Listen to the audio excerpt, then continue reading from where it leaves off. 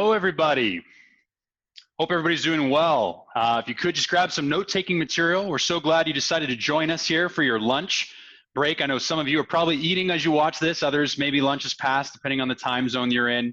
But we're so glad you've joined us. If you could find your way to the chat and make sure you've navigated to see where the chat is, and if you can just let me know you found it by just giving a quick hello, that would be fantastic. That way we just know that people are able to find the chat. We're going to be using the chat. Thanks, Lisa. Perfect.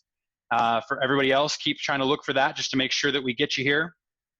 Awesome. Okay, perfect. So people are starting to trickle in. Again, if you didn't hear me, go ahead and grab some note-taking materials as we get started. We're talking about leading in the gray today. And it's such an important skill as we think about business owners and leaders in this environment. There's more transition. There's more unknown than ever before. And this is just a killer topic for us to really develop ourselves in. So I'm so glad that all of you decided to leverage your lunch and take some time with us today so we can work through this. I'm going to introduce myself here in just a second, but this Leading in the Gray is put on to you by Justworks and Cultivate Advisors. And I'm going to speak to both of those just for a few of you that may be on the call that maybe you don't know exactly who Cultivate Advisors is, or maybe you don't know who Justworks is. Maybe you don't know either of us, but we're going to help get you a quick introduction, then we'll get into it. So at a high level, my name is Casey Clark. I'm the CEO of Cultivate Advisors. I've got my colleague here, Paige. She's also on. She'll be here by chat. So if there's any issues or any questions along the way, she might be chiming in from time to time. But I'm really excited to be the facilitator for you today. And I'm going to do my best to bring as much value as I possibly can as we have this conversation. To give you just a high level of what Cultivate is and why was I brought in by Justworks here to help kind of put on this content, we've got one of the largest entrepreneur communities. We specialize in one-on-one advising. We help business owners essentially become CEOs. We have roundtable cohorts with this community. We do one-on-one advising by finding the right advisor, and we provide online training, again, for business owners. And you can see some of the stats below. That's our average member from last year. We're really proud of that performance. So this is what we do every day is we build unbelievable content and we bring it to the fingertips of business owners in order to help them grow and scale the business. So I'm really happy to be here. As far as Justworks, we're actually a client of Justworks. Justworks is one of the leading PEO firms. They help you with all of your HR needs. They are fantastic. They're best in class. They're why I personally choose to work with them. And when we collaborated on this event, I knew nobody else was better to work with than Justworks. So really glad for them to be there. For Justworks, we've got Dylan. So Dylan, if you want to say hello via chat. Dylan's one of the senior account executives. I've worked with Dylan for quite a while now, and he's fantastic. He'll be kind of in the chat to help answer questions along the way as well, just to make sure we bring you as much support as we possibly can as we're going to get into a really engaging conversation today. So we're happy to be here. I want to set a few ground rules before we get moving. Few things you need to know about the platform. I know we've all been in our homes for a while, at least most of us, depending on the type of business or work that we're in. But with that being said, and you've probably got a lot of experience now on these virtual platforms, I just think it's important to point out a few things. So one, we're going to use chat a lot. I can see a lot of you are already figuring out the chat, so thanks so much. Definitely jump in there with questions, with other pieces of advice. I'm a big believer that everybody can learn from everybody, so keep that in mind. If you have an idea or a concept as we're continuing to go through some of this content today, feel free to chime in. I'll be doing my best to navigate the best I can, and like I said, Paige and Dylan will both be keeping an eye on that as well. Make sure that you have it selected as all panelists and all attendees, so that way everybody can see as you're chatting. That's just a small quick pro tip for the platform. And then I'm going to be launching some polls along the way that lets me keep a pulse on the group. It's just I like to do that. It helps me get a better understanding of who's in the room, so please take advantage of those. I do know a percentage of who's doing it, so just keep an eye on that, so stay engaged. And then lastly, we will have some good resource options available at the end that we're going to give away to all of you to help take advantage of some of the learning today, put it into action. Not only just the deck, but also some additional tools that you can take and actually work with your leadership team on so you can make sure these things are implemented the right way. So all of our content, if you don't know about us at Cultivate Advisors, we've got these 5 stages we like to focus on. From the hustler, which is the solopreneur, all the way up to the influencer, which is that hands-off business owner leading primarily through a leadership team. And we've really helped people navigate these 5 stages. And the reason why I'm sharing this with you is 2 things. One, if you want to learn more about what stage you're in and what to focus on in your business, venture over to cultivateadvisors.com when it makes sense. But more importantly, I've got content throughout this entire conversation today that's going to apply to the different stages of the business. And I just share that as an expectation to know if I'm hitting something that may seem remedial or something that maybe you've heard before, that's okay. Just keep in mind there's other people on the call. We're all coming from different walks of life, because the content I'm covering, it's not rocket science, all right? This is clear, concise content that you can take and really tangibly put into your business. So just be selfish. Look for those 2, maybe 3 bullets you can learn that's really going to help you elevate on how to navigate the current situation as a leader, and as well take that muscle and move that forward as a leader when we kind of get past this pandemic per se. And I have this concept of graduated learning. This graduated learning concept is this. Some of you are coming in at all different steps today, from beginner to expert. I'm not going to help you get from beginner to expert today. I'm going to help you take 1 or 2 steps. And that's really important that you have that mindset today. So at the end, I'm going to come back and be looking for you to share with me what are the 1 or 2 big things that you are not going to forget from this webinar.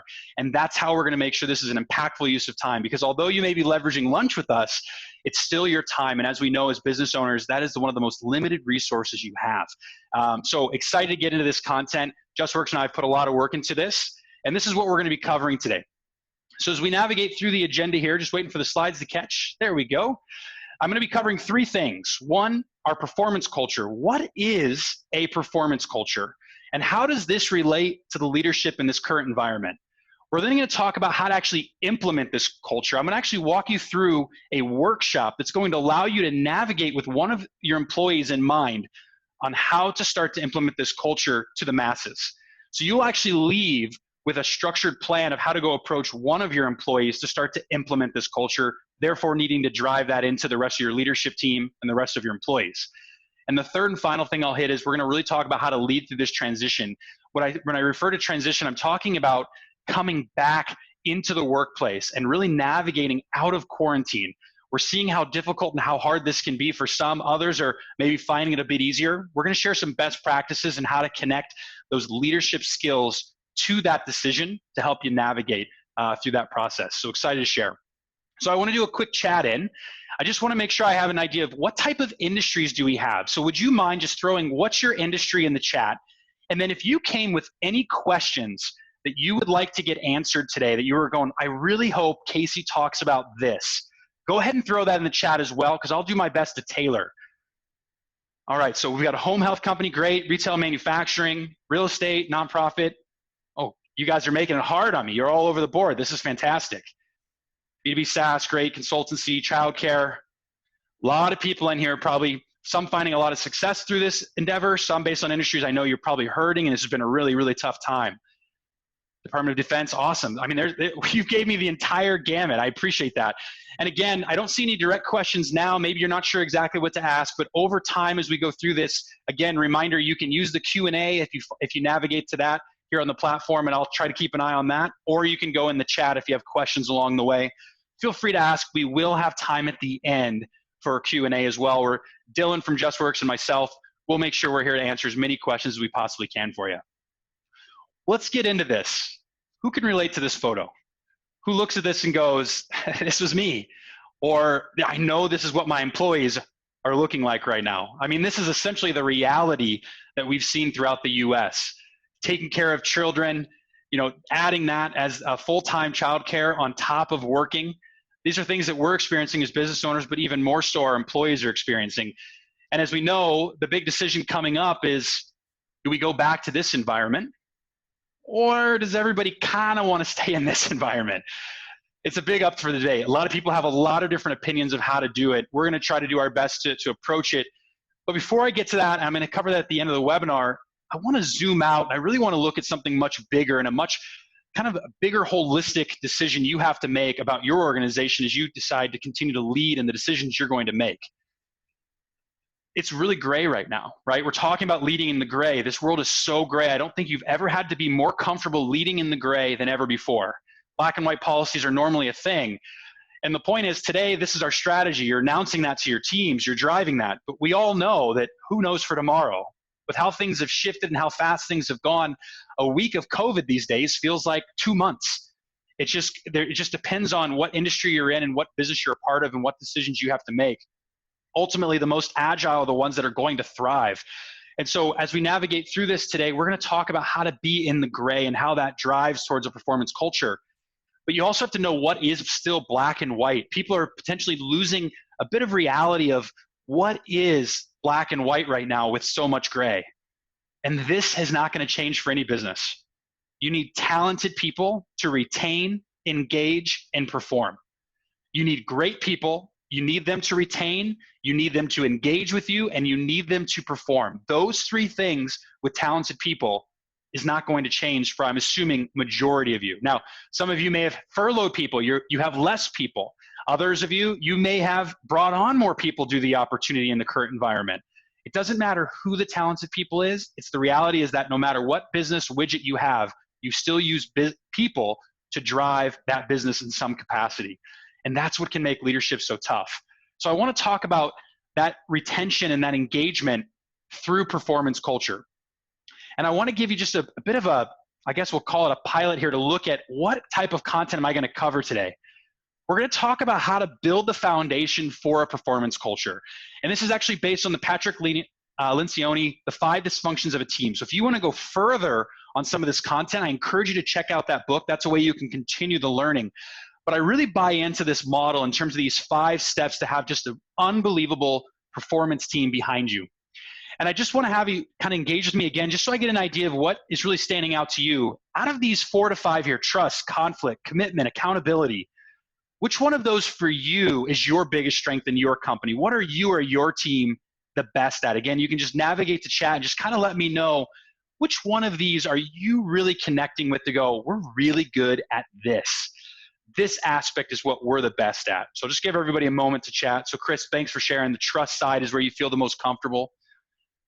Kate, you're agreeing. Trust is really where it's at. We'll let everybody else kind of finish their word as they're thinking and then press enter. Accountability, results. Results, we get results. That's what we do. Fantastic. We've got trust and commitment. Yeah, it's interesting that a lot of people are navigating to trust, and it is very important. If you don't have trust of your team, obviously it's impossible to build the culture based on this model, and I would agree that that's the case in practice. But as you go through these, I'm going to slow these down with you as we get through this, and I want you to see if you still feel that same strength is actually your strength, or if there's some big opportunities to move and shift that. Because what happens without a performance culture? Why go through this and learn how to develop a performance culture? Why go through how to take performance culture in through your leadership team to really navigate this? It comes down to a few things. One is attrition. Now, there's a common misconception with business owners. For whatever reason, we've got in our head that attrition is only when an employee leaves us. Okay, that is one part of attrition, but the full measurement, and people shares like, oh, this is my attrition. This is how many people are leaving me. No. Your attrition is also when you need to remove them, which could be because of the pandemic, which could be because there's not enough revenue to support, or they're not doing a good enough job and you didn't hire the right person, or you didn't train them or put them in the right culture, the right environment. Those are also the reasons why attrition exists. And attrition is a big thing that comes out that looks much better when you have a strong performance culture. And I want to just slow down. I don't know if you've ever seen this, but I want to help you process, what do you really spend on the cost of attrition in your business? So I want you just to follow along with me. Grab your piece of paper. If you're on a note document here on your computer, just follow along. How much do you spend on the cost of hiring? Include the cost of advertising. Think about the cost of interviewing, the time for screening, and then actually hiring the person and going through that process. Just write down a number. I'm going to give you 7 of these. So just write down that number. We'll add up the total at the end. I want you to get an idea of what this cost of attrition is. And I'm going to have some of you post this if you come up with a bit of an estimate. And again, we're just talking about one person. What's the cost of that one person that you have to go rehire? So cost of hiring, what does that cost? Number 2, cost of onboarding. A new person, right? How long does it take to train them and give them the management time they need to just onboard and get off the ground to know just the basics, not even highly skilled? How much time and how much money of somebody's salary does that require? What about the lost productivity? It may take 2 years to reach the productivity of the existing person if you lose a really good person. So how much would you measure and say, this is how much I'm losing based on the productivity that I'm losing from that person when they first start with us? Again, just write down the number. I know a lot of you are guesstimating at this point. That's okay. Now, lost engagement. Other employees, they see the turnover and they may disengage from you. How much lost engagement are you experiencing? How much is that worth to you potentially in terms of shifting down that culture that you want? Number 5 is the errors. Imagine new employees, they take the errors as they're navigating this, and what they find is they often can't be adept to solving the problems right away. So what type of missed opportunities or errors do you see because of the new employee? Again, write down a figure that you think would resonate with you for that one employee. But then the continued training costs, right? In the first 3 years, you're likely investing almost 20% of their salary in training from their supervisors and other people you're paying to help lead that employee. So you got to process in how much is that. And then lastly, number 7, the cultural impact, right? Whenever someone ever leaves, they're often going to take the time to ask, why? Should I leave? How many more attrition? You all have experienced this, right? Somebody leaves and you're going, why is somebody leaving right after? It's because it's giving that moment for them to think or process that. And that's what I wanted to slow down to help you come up with those 7. Now, if you can quickly do the math, I would love to just hear the perspective. How much does it cost for you in your business when it comes to attrition? How much does that cost for you when you add up these 7? Again, if you don't feel comfortable to share, no problem. But I'm sure some of you wouldn't mind just throwing out a number so we can get an idea of really what type of damage are we seeing when there's attrition. And more importantly, when we furloughed these employees and when we had to do what we had to do in some of our situations to survive this COVID, what really took place? What were those numbers? And I don't see anybody jumping into the chat right away, so we'll see if some come through. Sometimes people kind of hold back when they share those numbers because it's a big number normally. Or some of you may even be thinking, I don't even know how to fully measure this. I'll give you the simplistic version. The SHRM Society for Human Resource Management, SHRM, a great organization, they estimate that there's 50 to 250% is what it costs of the employer's, of the individual salary that you spend on when you have attrition. So again, if you want to do your calculation, how I see this is more technical, higher level leader employees. I generally see this closer to the 125,000, or sorry, the 250% mark. So again, take the larger salary, times it by 250%. That's the cost to replace that employee. Another simple rule of thumb that I like to follow here is on the entry-level employee, I go down to the bottom of that analysis, 50%. This is generally my rule of thumb as an advisor, where I'll say this is generally what we see is what the expense is. This is a good just tool to really start to understand how much is attrition costing you without performance culture. Now, the second one that we see is the engagement. Again, if you don't have people engaged, and often I'll share with business owners and I'll say, I generally see 30% of folks disengaged. Are you aware of that? Do you know what that means? Like, yeah, you can't make everybody happy. That's the comment I usually hear. And I go, no problem, but just imagine what that feels like. Imagine that you have 10 people on your team using ropes to pull a boulder up a hill.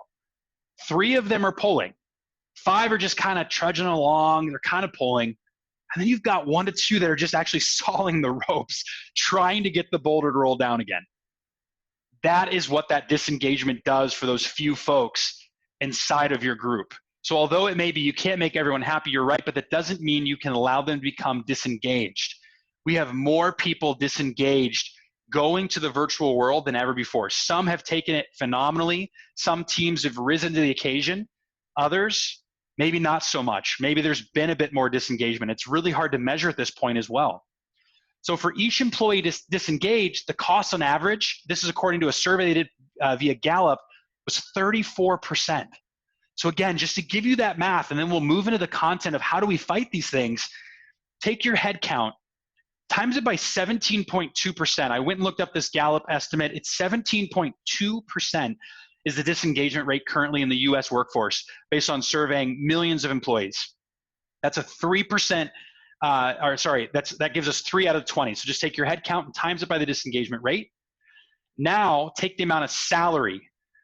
And again, Gallup estimated that there's a 34% decrease of productivity from disengagement. So you would take your salary and times it by 34%, giving you the amount. You would then take your number of employees times that amount to get your total. And a good idea here is just screenshot this screen. If you want to go back and run this calculation just to get a better idea of what is disengagement probably really looking like in your business, This is a great, just simple tool to get that information. A lot of you may be thinking, but this is going to be different post-pandemic. I don't have to worry about attrition. I don't have to worry about disengagement. I want to share a different message from you. I believe that's the wrong statement. Here's what my learning has been. I built, grew, and scaled a phenomenal organization before I started this business when the economy crashed in 2008 and 2009. This is what happened. In a less vibrant job market, your low performers who are often disengaged, they are the ones that will not leave. I actually see that top performers continue to go find other opportunities, and this is when they move up.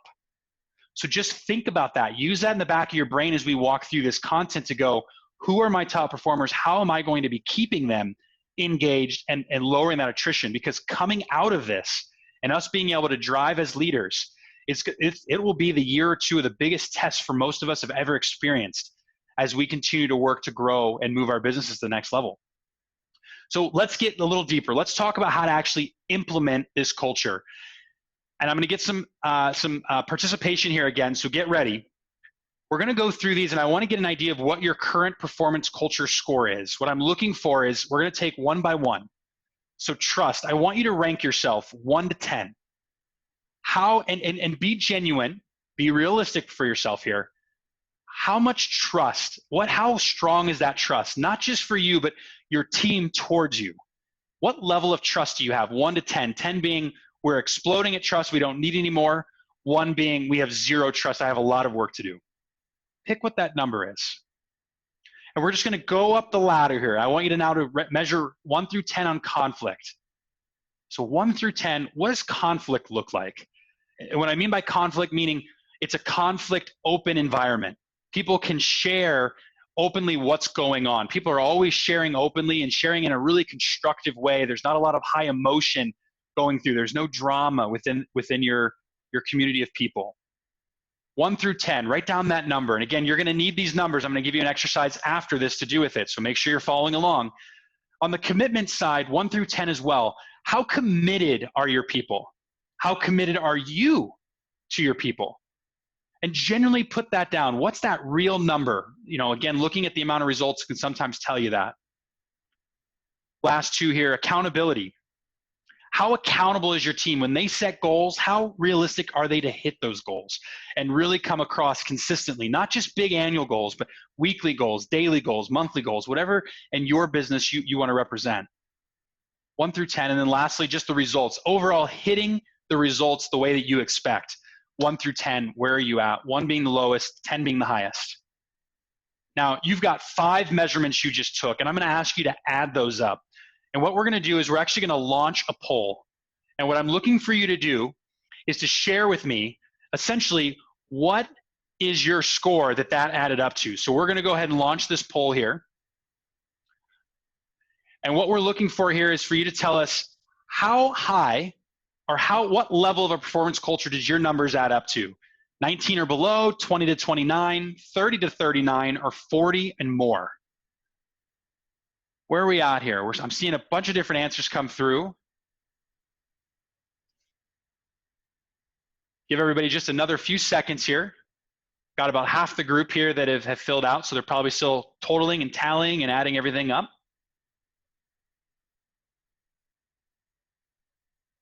Give everyone just another second. All right.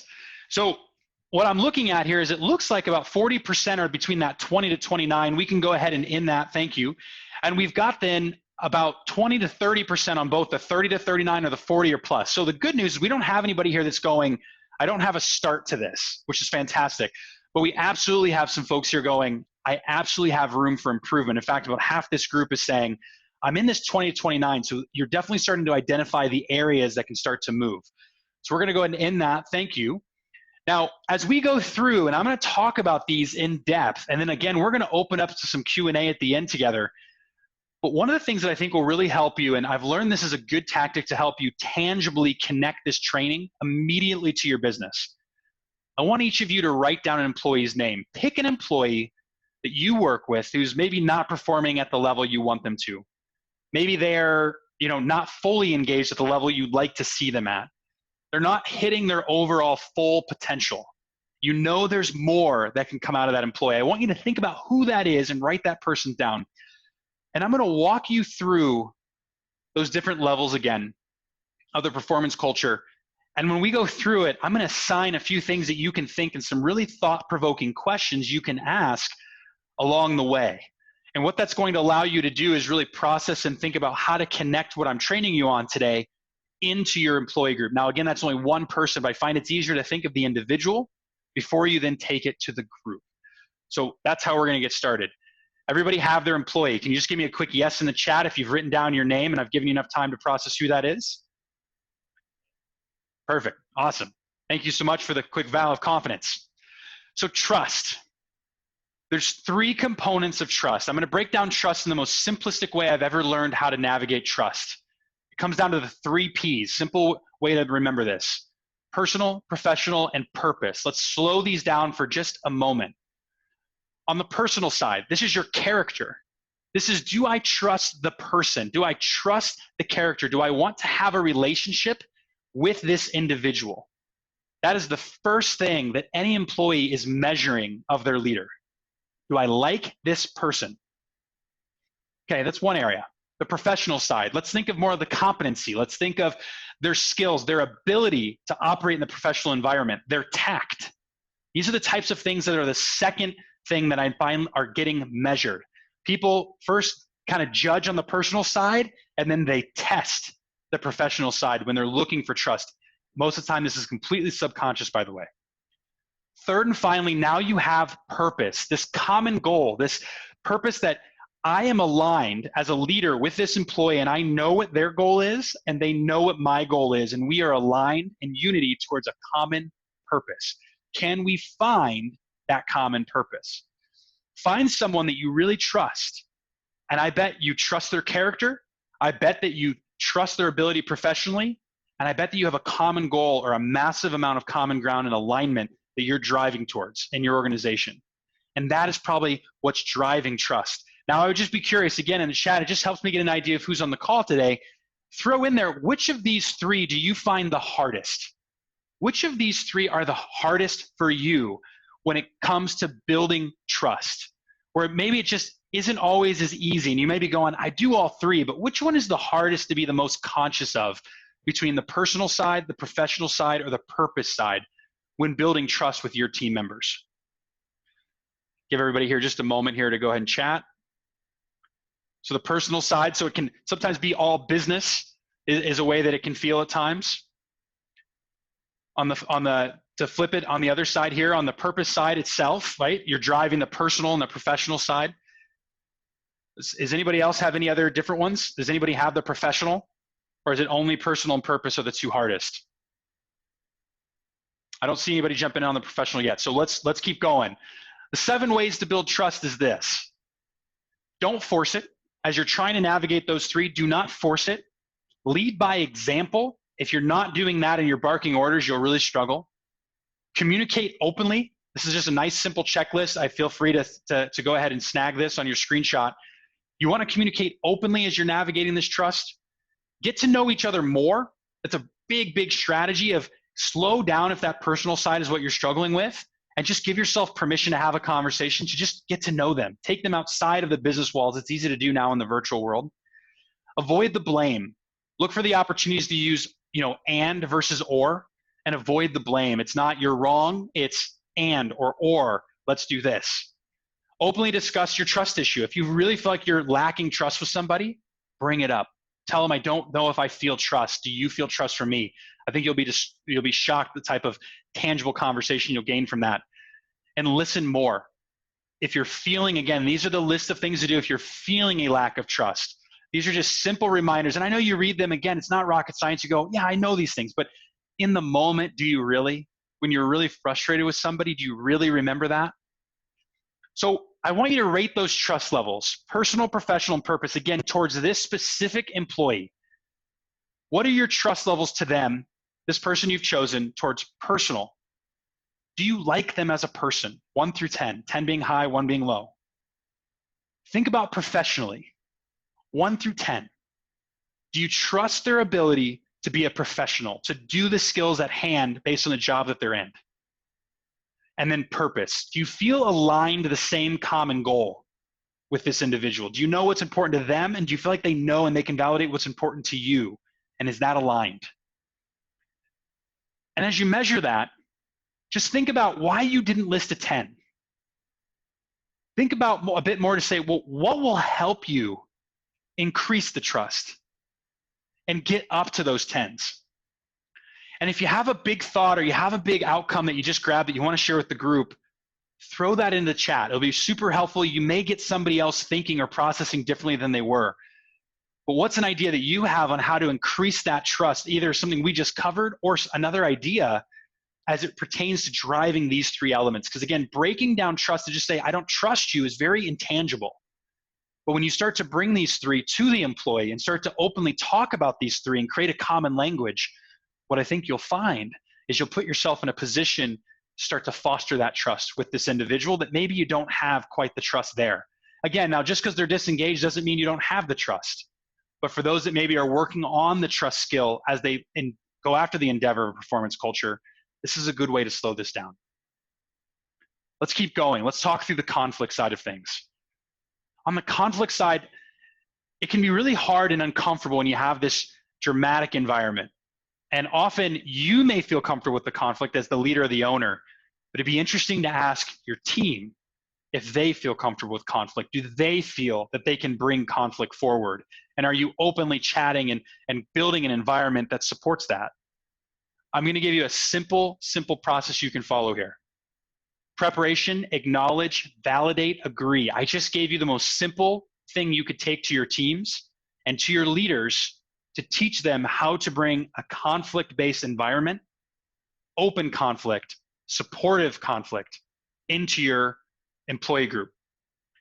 The preparation is both parties need to prepare, meaning you need to tell the person around the conflict that you're upset around something and then schedule a time to discuss it. No in flight. That is how you create this mass emotion increase and decrease. You want to give the opportunity for both to prepare and put down their thoughts. That will already diffuse a lot of the emotion. When you go into the conflict discussion, both parties need to acknowledge, and again, you just show them this. Go, these are the 4 steps we're going to follow.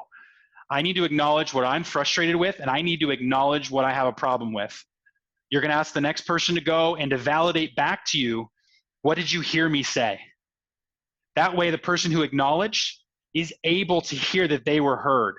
What we find is that once the person knows they were heard, the conflict is now diffused and they can agree on next steps. Again, and this is super simple. We could go much more detailed into this. I teach a 2-day session on conflict itself.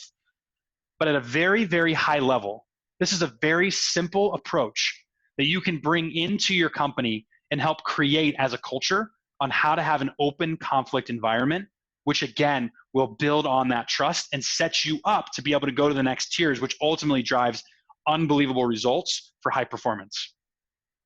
I'm going to take this one step further. The part that people really struggle with when they try to do conflict, and this is probably, you probably will be shaking your heads going, yes, our employees definitely can struggle with this. One of the biggest things we see people struggle with is this. It's the acknowledgement part. It's how to share openly and assertively what my problem is with the other person. Again, from the employee up to the leader, leader to employee, or peer to peer. This happens in all environments. Maybe even some of you have business partners.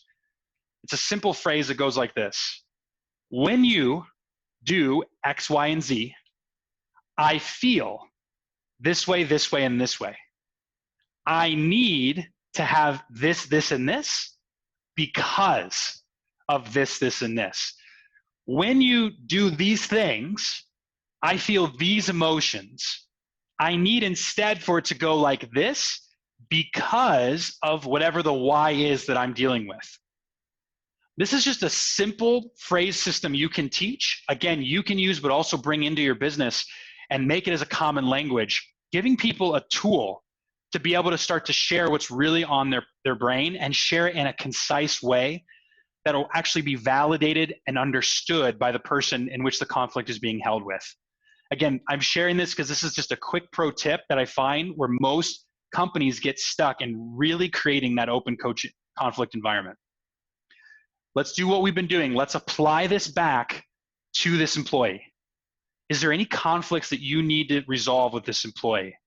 Give yourself space. We're running 1,000,000 miles an hour, a lot of us with our heads cut off due to what's been happening with COVID and just the ups and downs the last couple months. This employee that you're thinking of that you're not fully thrilled with, you had the trust.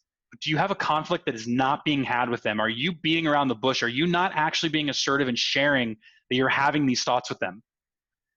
And if you do, and you've written down yes, and you identify what that conflict potentially is, the question now is, will you make this a priority? Will you actually bring this and make this a priority so you can start to focus on getting that engagement up from that individual and getting the higher results? Because without urgency, you will find that the performance culture can decay so quickly. And my biggest fear with a lot of people, that if you're here and you were maybe non-remote and now you're running remote, a lot of these are bubbling up.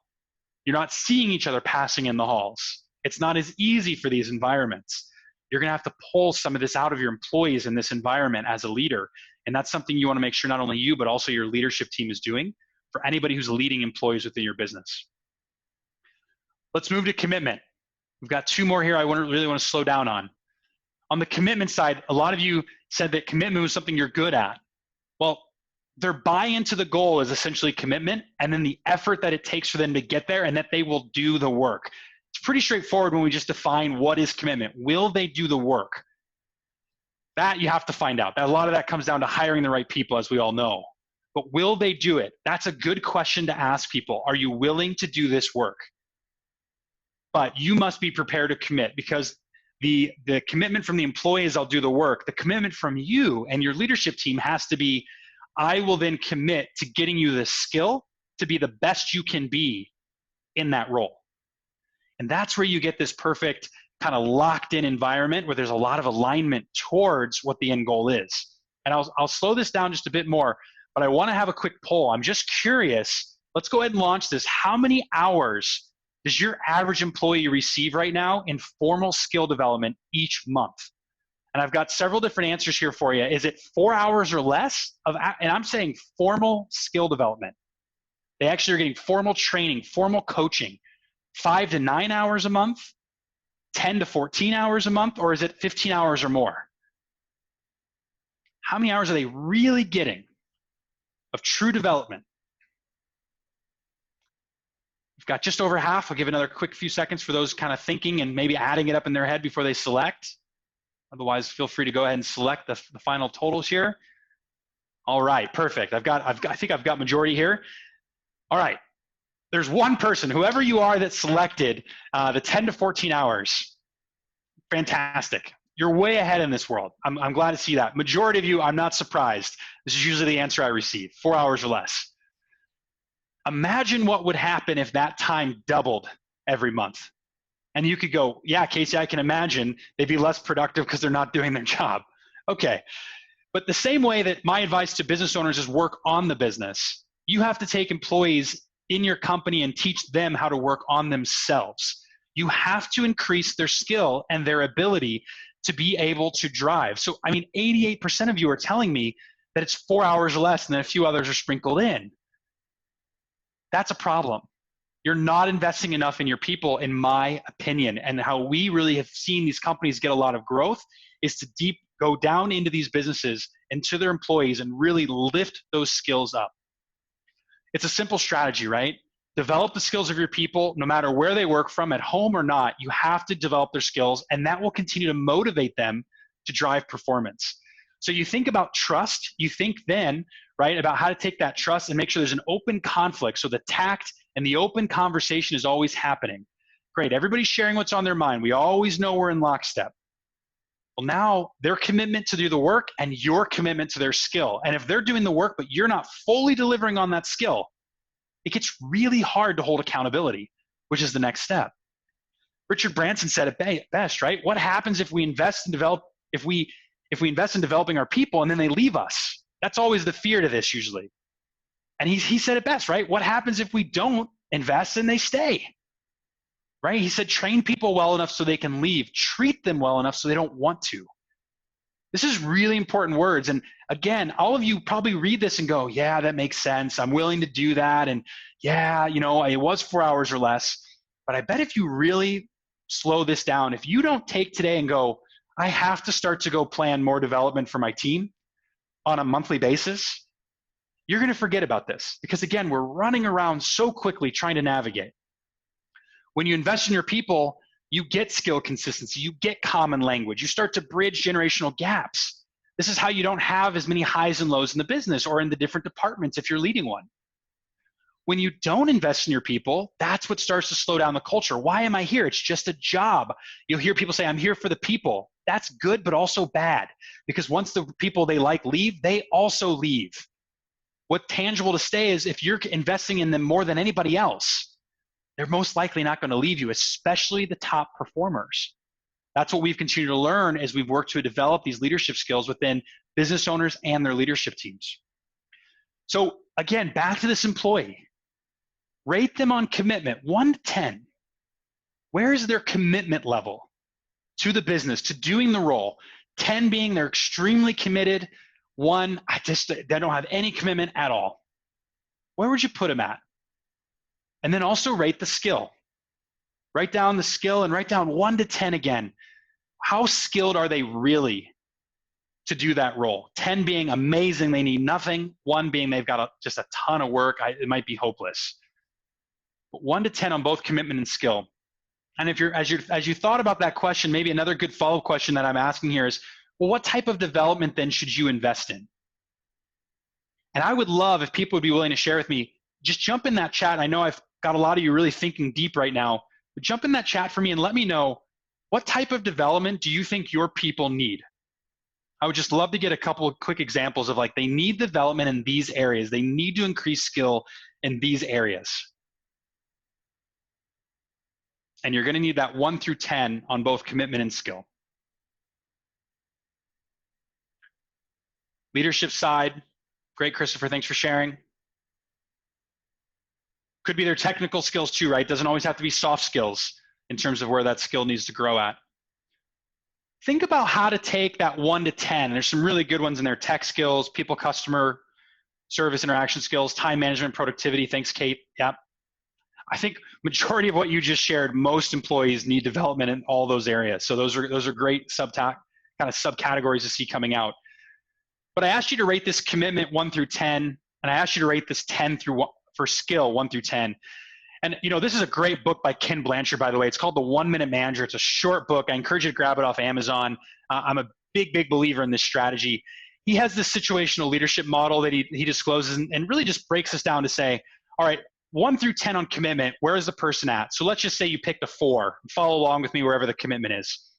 And let's say I put the skill at a 6 or a 7. I just bring over and it puts me into a quadrant and essentially tells me what type of leader do I need to be. Now, again, this is a great screen here to grab a screenshot of. Print this out, put this on your desktop, and just always think about the employee when you go, okay, what's going on? Where's their commitment and where's their skill at? 1 through 10, 1 through 10. This tells me, do I need to go give them a lot more direction? Do I need to ask a lot more questions and pull it out of them and really coach them through their commitment? Do I need to just support them? They're highly skilled, but they're just low in commitment. I know they know how to do it. I just got to support them right now and help them get through this hard time. Or do I need to delegate? They're a top performer. They're highly committed. They're highly skilled. I just need to delegate. I'm actually not giving up enough control, so they're losing commitment. What type of situational style? Now, again, I could teach for hours and hours about how to implement this, but this at least starts the identification process, which is so crucial as you navigate how to increase that commitment, increase that skill, which ultimately builds that third tier of the performance culture. The fourth and final before we get to results is this: accountability. And I'm talking about really holding accountability. And the best way that I've learned how to do this in my tenure and my experience of being able to drive large teams and large growth has been the value of a consistent reoccurring meeting structure. Now, just curious, how many of you have consistent reoccurring meeting structures? Jump in the chat if you do them, and if so, what frequency do you do these meeting structures at? Are they daily huddles? Are they weekly meetings? Are they bi-weekly? Are they monthly?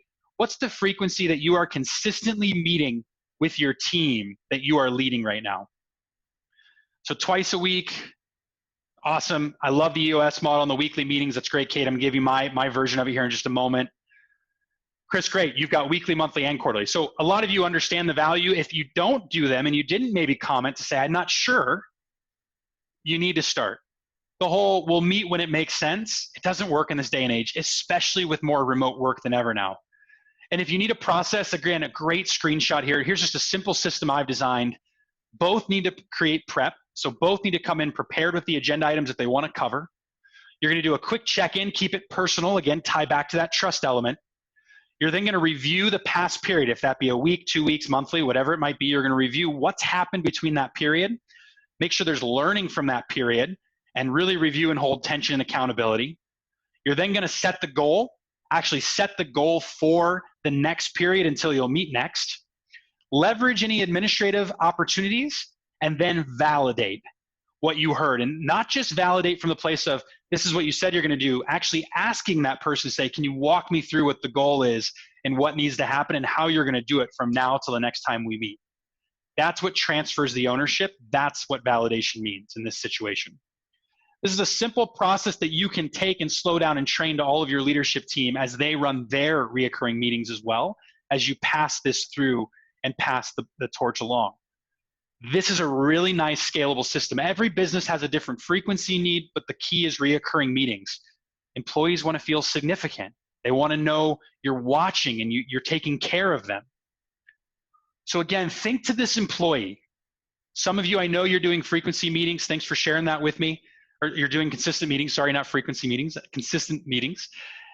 I want you to think about, do you need to actually shift, though, your frequency and or start if you're not doing consistency of meetings yet? Do you need to shift that frequency? Are you not meeting with them enough based on what's happening and maybe that employee you're thinking of? That might be your route, maybe not. But also, what is the biggest tweak you need to make in your approach when it comes to the accountability? Again, kind of going back to this model, what section of your meeting is potentially missing that will allow you to be able to drive that forward? There's probably one of these you could identify to say, you know what, I can improve on this area. This is where I need to get better at. And some of the resources we're going to be delivering to you after this is going to give you a lot of context of how to implement each of these sections and give you a few tips on those details. Awesome. Thanks for sharing, Kate. Absolutely. It's how do you allow people to miss the deadlines and then hold the tension and have the comfortability to create the pattern. I'm not sure if that's what you're referring to, but that is definitely a hard skill as a leader.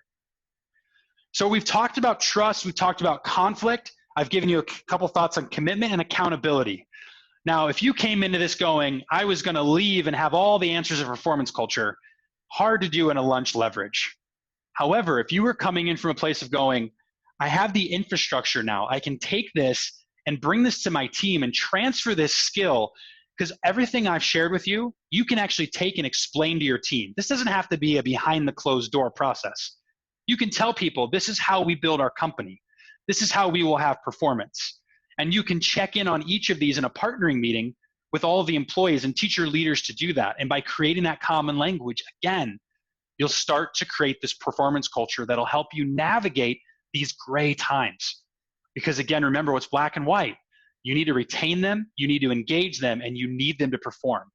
Everyone needs that in their business to thrive and not just survive through this process. If you're curious, what does this look like? What does this feel like as I bring on this employee? You're recruiting and you're onboarding them. So this is where you're identifying their desires, that personal trust side, the culture fit. You're setting the expectations. That'll build trust on the professional side. The planning and partnering, starting to make sure the end goal is fully aligned, really doing that the right way as they come in into the business. You then move into consistent meetings where you're problem solving, you're holding accountability, you're making sure they feel significant. You tie that in, now there's your commitment, right? That training and that coaching, you're enhancing and tweaking their skills. And then you're reviewing and partnering annually. And it's a two-way street. It's not just you telling them what they need to improve on, it's asking and polling. What can I improve on as your leader or as the owner? What can we be doing differently? Or even use assessments. I'll speak to that here in a moment. Get realigned and then skip step one, and this keeps going round and round and round every year. And that's what that performance triangle I showed you looks like in terms of events that are happening for that employee from the date of onboarding all the way through. And this is just a great visual to be able to help keep you focused on what's most important. I see most people try to do one, somewhat do two. Most people like to do three, but then they forget about number four. And I know a lot of you, based on the polls, you need to increase what you're putting into this. And there's a lot of great ways to bring that to them if you start to invest your time in just solving that for them. So thank you for letting me walk you through the performance culture. One of the big things I wanted to leverage for everybody here before we land on Q&A, I've just got a few more slides, so stay with me here, is how should you navigate this big transition where everybody's coming out of quarantine? There's a lot of strategies you could choose from. Again, this is what they're feeling like. Some want this, but some don't. So how do you make this decision? Here's my advice. I'm going to keep it as simple as I can. As a leader, there are absolutely times to breathe out, meaning breathe out, tell people what's going to happen, explain the situation. My opinion, this is not one of them. I believe you also as a leader have to know when to breathe in. So my ask to all of you, breathe in. Don't come share what everybody has to go do and what your expectations are on this. I encourage you to lead in the gray through this. You can only lose, in my opinion. Now, some of you in different industries, you may be going, I have to bring everybody back. No problem. I understand that.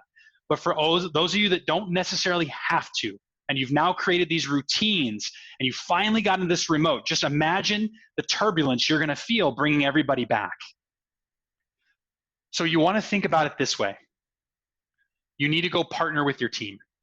They're thinking about their health. They're thinking about their productivity. They're thinking about their personal needs. It doesn't matter what side of the fence you're on this decision. It doesn't matter. No one's wrong in terms of feeling uncomfortable or feeling very comfortable to risk it. There's no wrong answer as the leader. The answer is, will you slow down and partner with your team to understand what they want and be flexible to know some will come back faster than others if it's not a requirement to come back. And that will give you the best chance of managing trust through this process. And if you're looking for a quick checklist for all these partnering meetings, either you or your leadership team can go perform. Again, a great screenshot here. Grab a quick screenshot of this, use this, and go have that partnering checklist. Walk through each of these and talk openly about these. Don't forget, when everybody tries to take vacation in Q4, how is that going to work? You better start to partner on this now and be in front of these things.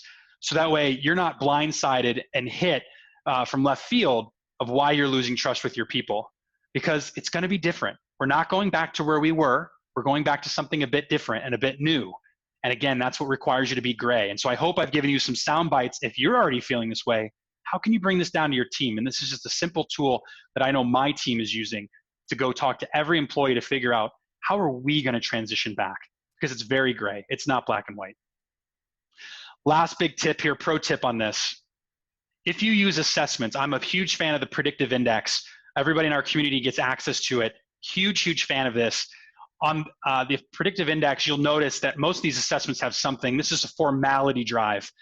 What we're doing in our company is we're looking at everybody that's below this middle delta, because if they're low, they're actually used to more flexible environments. That's where they thrive. If they need precise and very structured environments, we know they're probably struggling at home. We will actually be approaching people differently based on their strengths. So that's the pro tip way in terms of how to navigate this decision that a lot of you are going to have to make, which will be very difficult. So today's agenda, we covered performance culture. We then slowed it down to actually how to implement that culture. You should have left with practically a guide to go get this employee that you chose up to the next level. So hopefully you got some good takeaways there. And then we just landed on a few quick thoughts on leading this transition as we're all trying to figure out. And again, it's about breathing in at this point. It's not about barking the orders. I think you're going to find that that will really go poorly for you if you navigate it that way. So I'm going to share just one or two quick things we're going to send your way, and then I'm going to open this up to Q&A. So on the leadership and resource side, these are 4 white papers that we have built that go into detail and training on how to build these different elements of the peak performance triangle. We're more than willing to pass these along your way so you can read them and go much deeper than I went in this session today, but also, more importantly, take them to your team and train your leaders in your team. Very important. So that's going to be pulled from our platform, and we're going to make sure you get that. If you would like to learn more about our entrepreneurial community, All right. If you don't know us, you never heard of us, we'd love to tell you more about it. This is how we'll get those resources to you by you just signing up so we can get to know you a bit more, and we'll send them your way. And we're going to offer you 2 free hours with an advisor. So I'm going to go ahead and have a link get posted in here just so we can make sure you can all take advantage of that. Feel free to click on that link and you'll be able to sit down with us for 2 free hours. It's not a sales pitch. We're actually going to help you break down your business and put together a roadmap for growth and how to come out of this process. So totally on us. Our goal here was to give away 5,000 free hours of advising this year, and we're well on our way. So we'd love to help you take advantage of that and make sure you're hitting these types of numbers. And Justworks, we're also going to put another link in here for Justworks and for you to be able to have a conversation with Dylan. Now, Justworks, I've got to jump on my little pedestal. They're the best. I've been on multiple PEO firms. If you don't know what a PEO firm is, get on the phone and learn what it is. I always say, once you go PEO, you'll never go back. It is such a supportive system to outsource your HR as a business. And I know several of you are here joining us and you've never engaged with Justworks. You don't know Justworks. I'm probably one of their biggest fans, so I get that. I'll jump off my pedestal in a moment. But when it comes to helping you navigate your risk, scale into multiple territories, manage the onboarding process so you spend literally 2 minutes max per employee, it's kind of a no-brainer. The cost doesn't even matter because the leverage of the benefits are so cheap, and you can get a talent because you have the structure and the benefit structure to get that talent in the door. If you're not working with Justworks, you're not working with a PEO, my personal ask is follow my lead, take a quick call, learn more about it. That's my expectation. I think you'll really enjoy that you did that. All right. Thanks for letting me do the quick final little pitch at the end just so people can take advantage of the resources and additional opportunities. We're past that. We've got about 5 minutes left, and I'm happy to stick on for a minute or two after as well. Let me open it up to questions. You can go to the Q&A and ask a question, or you can jump in the chat, and you can give us detailed or even specific questions that you were asking along the way that maybe didn't come out. And if you don't have any questions and your time has come to an end, again, we want to thank you for leveraging your lunch with us. Justworks and Cultivate Advisors, we're both very excited to have you. And Dylan, welcome here on the video, and we'll stick around and answer any questions that you have.